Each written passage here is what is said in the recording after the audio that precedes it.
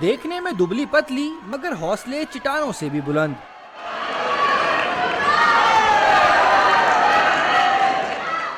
National जूजित्सु championship में शेर दिलेर खवातीन ने जोर आजमाई और महारत के साथ धोबी पटकों से हरीफों के होश उड़ा दिए।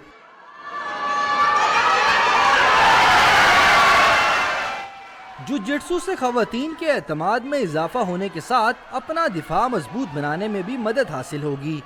घबराहट होती है और कुछ नहीं होता लोगों को देख के, तो वो जब सामने आ जाती है तो उसको देख के, लेकिन खैर जब गेम स्टार्ट हो जाता है फिर सबको नॉर्मल रहता है। गर्ल्स को चाहिए कि ये ज़्यादा से ज़्यादा गेम जो मार्शल आर्ट्स है, सेल्फ डिफेंस है, ये करनी चाहिए। इतनी टफ है कि हम लोग जब बाहर निकलते हैं तो ये गेम हमारे पास होती है तो हम बिल्कुल अपने आप को अधूरा नहीं महसूस करते हैं।